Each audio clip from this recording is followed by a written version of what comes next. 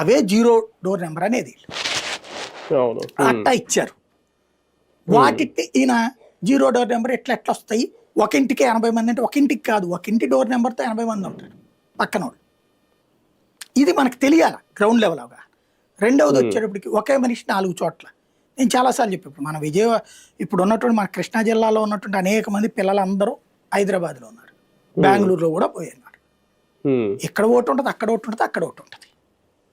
లేదా పల్లెటూరులో ఉన్నవాళ్ళు పట్టణంలో ఉంటున్నారు, ఓటు ఉంటుంది. లేదా నేనే ఉన్నాను విజయవాడలో కుమ్మరిపాలెం సెంటర్లో ఉన్నాం మేము మొదట, ఆ తర్వాతన కొత్తపేటలో ఉన్నాం కొన్ని రోజుల పాటు, ఆ తర్వాత మొగలరాజపురంలో ఉన్నాం కొన్ని రోజుల పాటు. ఎందుకు నాకు సొంత ఇల్లు లేదు కాబట్టి అద్దె ఇల్లు తిరుగుతూ వచ్చాను అప్పట్లో. అట్లాగే మొగలరాజపురం తర్వాత గాంధీనగర్లో ఉన్నాం, మధురానగర్లో ఉన్నాం, సింగినగర్లో ఉన్నాం, ఇన్ని ఏరియాలో ఉన్నాం. నేను వెళ్ళిన కొత్త చోటకి మరి మళ్ళీ ఓటు అడుగుతాను కదా, పాత ఓటు పోతుంది, పాత ఓటుని తీయమని చెప్పడం నాకు కుదరదు.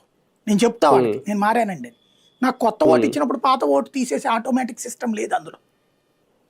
కాబట్టి ఈ ఓటు ఎక్కడ ఉంటుంది, ఆ ఓటు అక్కడ ఉంటుంది. అక్కడ నేను లేకపోతే నా ఇల్లు ఖాళీ చేశానని ఆ ఇంటోళ్ళు చెప్తే ఈ పోల్ మేనేజ్మెంట్ చేసే బూత్ కమిటీ వాళ్ళు ఈ ఓటు అక్కడ ఇంకొకటితో వేయించేస్తారు నా బొమ్మ చూపెట్టేసి. అదే పోల్ మేనేజ్మెంట్ మమతా బెనర్జీలు, స్టాలిన్లు వీళ్ళందరూ చేసేది.